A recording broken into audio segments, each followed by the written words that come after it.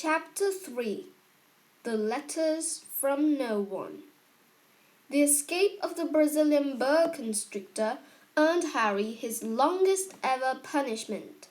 By the time he was allowed out of his cupboard again, the summer holidays had started, and Dudley had already broken his new video camera, crashed his remote control aeroplane, and, first time out on his racing bike, knocked down old Mrs. Fig as she crossed Privet Drive on her crutches.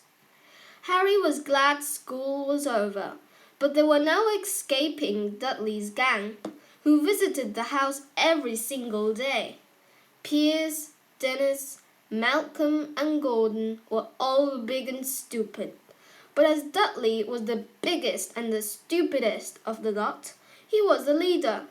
The rest of them were all quite happy to join in Dudley's favourite sport, Harry hunting.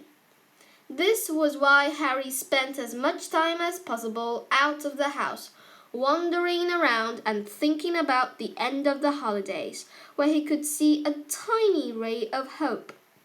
When September came, he would be going off to secondary school, and, for the first time in his life, he wouldn't be with Dudley. Dudley had been accepted at Uncle Vernon's old private school, Smeltings. Piers Polkiss was going there too. Harry, on the other hand, was going to Stonewall High, the local public school. Dudley thought this was very funny. "They stuffed people's heads down the toilet the first day at Stonewall," he told Harry. "Want to come upstairs and practice?" "No thanks," said Harry. "The poor toilets never had anything as horrible as your head down it. It might be sick." Then he ran before Dudley could work out what he'd said. One day in July, Aunt Petunia took Dudley to London to buy his Smeltings uniform, leaving Harry at Mrs. Fig's. Mrs. Fig wasn't as bad as usual. It turned out she'd broken her leg tripping over one of her cats, and she didn't seem quite as fond of them as before. She let Harry watch television and gave him a bit of chocolate cake that tasted as though she'd had it for several years. That evening, Dudley paraded around the living room for the family in his brand new uniform. Smeltings boys wore maroon tailcoats, orange knickerbockers, and flat straw hats called boaters. They also carried knobbly sticks, used for hitting each other while the teachers weren't looking. This was supposed to be a good training for later life. As he looked at Dudley in his new knickerbockers, Uncle Vernon said gruffly that it was the proudest moment of his life. Aunt Petunia burst into tears and said she couldn't believe it was her ickle Duddlekins. She looked so handsome and grown up. Harry didn't trust himself to speak. He thought 2 of his ribs might already have cracked from trying not to laugh. There was a horrible smell in the kitchen the next morning when Harry went in for breakfast.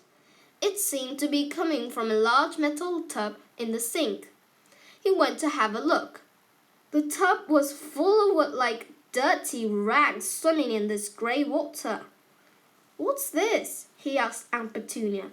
Her lips tightened as they always did if he dared to ask a question.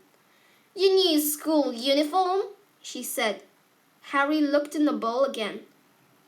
"Oh," he said, "I didn't realize it had to be so wet." "Don't be stupid," snapped Aunt Petunia. "I'm dyeing some of Dudley's old things grey for you. It'll just look like everyone else's when I finish." Harry seriously doubted this, but thought it best not to argue. He sat down at the table and tried not to think about how he was going to look on his first day at Stonewall High, like he was wearing bits of old elephant skin. Probably. Dudley and Uncle Vernon came in, both with wrinkled noses because of the smell from Harry's new uniform. Uncle Vernon opened his newspaper as usual, and Dudley banged his smelting stick, which he carried everywhere, on the table. they heard the click of the mail slot and flop of letters in the doormat. "Get the mail, Dudley," said Uncle Vernon from behind his paper. "Make Harry get it." "Get the mail, Harry." "Make Dudley get it." "Poke him with the smelting stick, Dudley." Harry dodged the smelting stick and went to get the mail. 3 things lay on the doormat. A postcard from Uncle Vernon's sister Marge, who was vacationing on the Isle of Wight, a brown envelope that looked like a bill, and a letter for Harry. Harry picked it up and stared at it, his heart twanging like a giant elastic band. No one ever in his whole life had written to him. Who could? He had no friends, no other relatives. He didn't belong to the library, so he never even got rude notes asking for books back. Yet here it was, a letter addressed so plainly there could be no mistake. Mr. H. Potter, the cupboard under the stairs, 4 Privet Drive, Little Whining, Surrey. The envelope was thick and heavy, made of yellowish parchment, and the address was written in emerald green ink. There was no stamp. Turning the envelope over, his hand trembling, Harry saw a purple wax seal bearing a coat of arms. A lion, an eagle, a badger, and a snake surrounding a large letter H. "Hurry up, boy!" shouted Uncle Vernon from the kitchen. "What are you doing, checking for letter bombs?" He chuckled at his own joke. Harry went back to the kitchen, still staring at his letter. He handed Uncle Vernon the bill and the postcard, sat down, and slowly began to open the yellow envelope. Uncle Vernon ripped open the bill, snorted in disgust, and flipped over the postcards. "Marge Sill," he informed Aunt Petunia, "ate a funny whelk." "Dad," said Dudley suddenly, "Dad, Harry's got something." Harry was on the point of unfolding his letter, which was written on the same heavy parchment as the envelope, when it was jerked sharply out of his hand by Uncle Vernon. "That's mine," said Harry, trying to snatch it back. "Who'd be writing to you?" sneered Uncle Vernon, shaking the letter open with one hand and glancing at it. His face went from red to green faster than a set of traffic lights, and it didn't stop there. Within seconds, it was the greyish white of old porridge. "Petunia!" he gasped. Dudley tried to grab the letter to read it, but Uncle Vernon held it high out of his reach. Aunt Petunia took it curiously and read the first line. For a moment, it looked as though she might faint. She clutched her throat and made a choking noise. "Vernon! Oh my goodness, Vernon!" They stared at each other, seeming to have forgotten that Harry and Dudley were still in the room. Dudley wasn't used to being ignored. He gave his father a sharp tap on the head with his smelting stick. "I want to read that letter," he said loudly. "I want to read it," said Harry furiously, "as it's mine." "Get out, both of you!" croaked Uncle Vernon, stuffing the letter back inside its envelope. Harry didn't move. "I want my letter!" he shouted. "Let me see it!" demanded Dudley. "Out!" roared Uncle Vernon, and he took both Harry and Dudley by the scruffs of their necks and threw them into the hall, slamming the kitchen door behind them. Harry and Dudley promptly had a furious but silent fight over who would listen at the keyhole. Dudley won, so Harry, his glasses dangling from one ear, lay flat on his stomach to listen at the crack between door and floor. "Vernon," Aunt Petunia was saying in a quivering voice, "look at the address. How could they possibly know where he sleeps? You don't think they're watching the house?" "Watching, spying, might be following us," muttered Uncle Vernon wildly. "But what should we do, Vernon? Should we write back, tell them we don't want?" Harry could see Uncle Vernon's shiny black shoes pacing up and down the kitchen. "No," he said finally. "No, we'll ignore it. If they don't get an answer, yes, that's best. We won't do anything." "But I'm not having one in the house, Petunia. Didn't we swear when we took him in we'd stamp out that dangerous nonsense?" That evening, when he got back from work, Uncle Vernon did something he'd never done before. He visited Harry in his cupboard.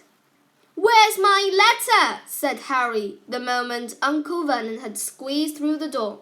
"Who's writing to me?" "No one. It was addressed to you by mistake," said Uncle Vernon shortly. "I have burned it." "It was not a mistake," said Harry angrily. "It had my cupboard on it." "Silence!" yelled Uncle Vernon, and a couple of spiders fell from the ceiling. He took a few deep breaths and then forced his face into a smile, which looked quite painful. Yes, Harry, about this cupboard. Your aunt and I have been thinking you're really getting a bit big for it. We think it might be nice if you moved into Dudley's second bedroom." "Why?" asked Harry.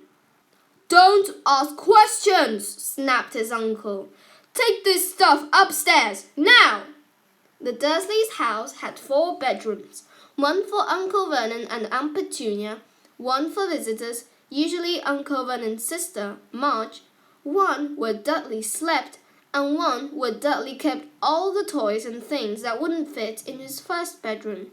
It only took Harry one trip upstairs to move everything he owned from the cupboard to his room. He sat down on the bed and stared around him. Nearly everything in here was broken. The month-old video camera was lying on top of a small working tank Dudley had once driven over the next-door neighbor's dog. In the corner was Dudley's first-ever television set, which he'd put his foot through when his favorite program had been cancelled. There was a large birdcage which had once held a parrot that Dudley had swapped at school for a real air rifle, which was up on the shelf with the end all bent because Dudley had sat on it. Other shelves were full of books. They were the only things in the room that looked as though they'd never been touched. From downstairs came the sound of Dudley bawling at his mother. "I don't want him there. I need that room. Make him get out." Harry sighed and stretched out on the bed. Yesterday he'd have given anything to be up here. Today he'd rather be back in his cupboard with that letter than up here without it. Next morning at breakfast, everyone was rather quiet. Dudley was in shock. He'd screamed, whacked his father with his smelting stick, been sick on purpose, kicked his mother and thrown his tortoise through the greenhouse roof. And he still didn't have his room back. Harry was thinking about this time yesterday and bitterly wishing he'd opened the letter in the hall. Uncle Vernon and Aunt Petunia kept looking at each other darkly. When the mail arrived, Uncle Vernon, who seemed to be trying to nice to Harry, made Dudley go and get it. They heard him banging things with his smelting stick all the way down the hall. Then he shouted, "There's another one! Mr. H. Potter, the smallest bedroom, 4 Privet Drive." With a strangled cry, Uncle Vernon leapt from his seat and ran down the hall, Harry right behind him. Uncle Vernon had to wrestle Dudley to the ground to get the letter from him, which was made difficult by the fact that Harry had grabbed Uncle Vernon round the neck from behind. After a minute of confused fighting, in which everyone got hit a lot by the smelting stick, Uncle Vernon straightened up, gasping for breath with Harry's letter clutched in his hand. "Go To your cupboard. Your bedroom, he wheezed at Harry. Dudley, go. Just go. Harry walked round and round his new room. Someone knew he had moved out of his cupboard, and they seemed to know he hadn't received his first letter. Surely that meant they tried again, and this time he'd make sure they didn't fail. He had a plan. The repaired alarm clock rang at 6 o'clock in the next morning. Harry turned it off quickly and dressed silently. He mustn't wake the Dursleys. He stole downstairs without turning on any of the lights. He was going to wait for the postman on the corner of the Privet Drive and get the letters for number 4 first. His heart hammered as he crept across the dark hall towards the front door. Ah! Harry leapt into the air. He trodden on something big and squashy on the doormat. Something alive. Lights clicked on upstairs, and to his horror, Harry realized that big squashy something had been his uncle's face. Uncle Vernon had been lying at the foot of the front door in a sleeping bag, clearly making sure that Harry didn't do exactly what he had been trying to do. He shouted at Harry for about half an hour and then told him to go and make a cup of tea. Harry shuffled miserably off into the kitchen, and by the time he got back, the mail had arrived, right into Uncle Vernon's lap. Harry could see 3 letters addressed in green ink. I want, he began, but Uncle Vernon was tearing the letters into pieces before his eyes. Uncle Vernon didn't go to work that day. He stayed at home and nailed up the mail slot. See? He explained to Aunt Petunia through a mouthful of nails. If they can't deliver them, they'll just give up. I'm not sure that'll work, Vernon. Oh, these people's minds work in strange ways, Petunia. They're not like you and me, said Uncle Vernon, trying to knock in a nail with the piece of fruit cake Aunt Petunia had just brought him. On Friday, no less than 12 letters arrived for Harry, as they couldn't go through the mail slot that had been pushed under the door, slotted through the sides, and a few even forced through the small window in the downstairs bathroom. Uncle Vernon stayed at home again. After burning on the letters, he got out a hammer and nails and boarded up the cracks around the front door and back doors so no one could go out. He hummed Tiptoe Through the Tulips as he worked and jumped at small noises. On Saturday, things began to get out of hand. 24 letters to Harry found their way into the house, rolled up and hidden inside each of the 24 eggs that the very confused milkman had handed Aunt Petunia through the living room window. While Uncle Vernon made furious telephone calls to the post office and the dairy, trying to find someone to complain to, Aunt Petunia shredded the letters in her food processor. Who on earth wants to talk to you this badly? Dudley asked Harry in amazement. On Sunday morning, Uncle Vernon sat down at the breakfast table, looking tired and rather ill, but happy. No post on Sundays, he reminded them cheerfully as he spread marmalade on his newspapers. No damn letters today. Something came whizzing down the kitchen chimney as he spoke and caught him sharply on the back of the head. Next moment, 30 or 40 letters came pelting out of the fireplace like bullets. The Dursleys ducked, but Harry leapt out into the air trying to catch one. Out! Out! Uncle Vernon seized Harry around the waist and threw him into the hall, when Aunt Petunia and Dudley had run out with their arms over their faces. Uncle Vernon slammed the door shut. They could hear the letters still streaming into the room, bouncing off the walls and floor.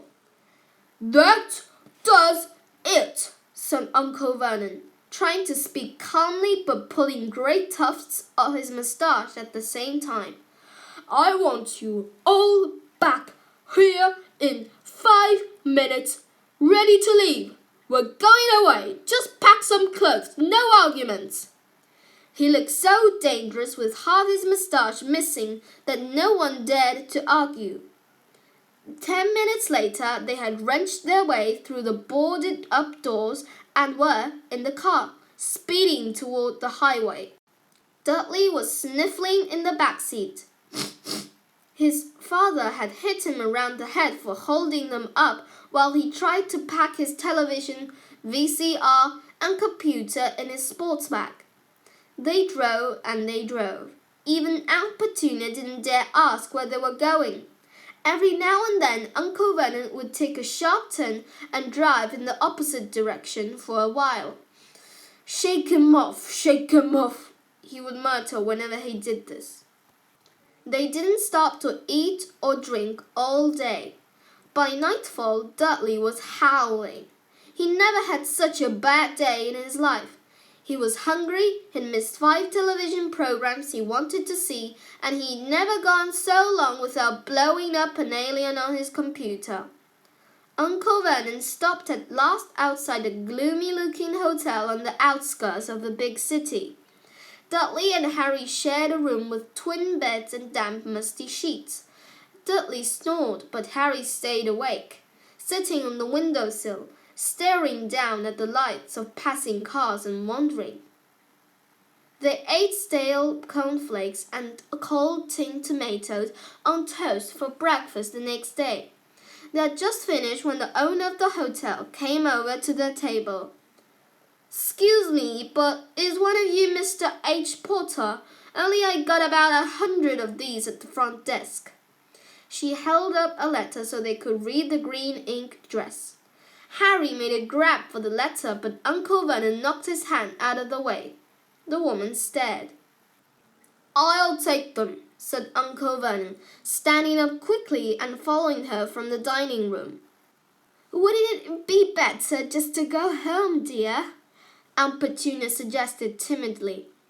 Hours later, but Uncle Vernon didn't seem to hear her. Exactly what he was looking for, none of them knew. He drove them into the middle of a forest, got out, looked around, shook his head, got back in the car, and off they went again.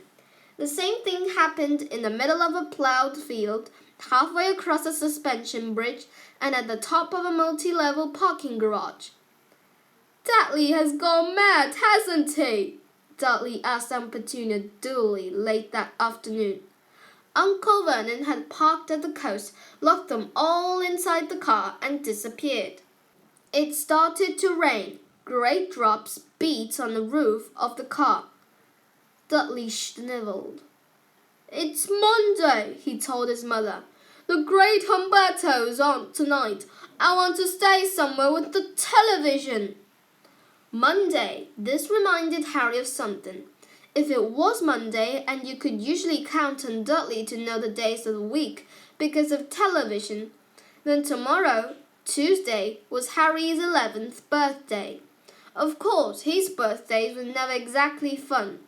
Last year, the Dursleys had given him a coat hanger and a pair of Uncle Vernon's old socks. Still, you weren't 11 every day. Uncle Vernon was back and he was smiling. He was also carrying a long, thin package and didn't answer Aunt Petunia when she asked what he'd bought.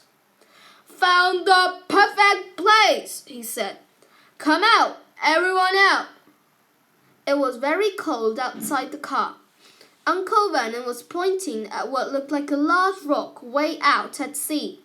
Perched on top of the rock was the most miserable little shack you could imagine. One thing was certain. There was no television in there. "Storm forecast for tonight," said Uncle Vernon gleefully, clapping his hands together. "And this gentleman's kindly agreed to lend us his boat."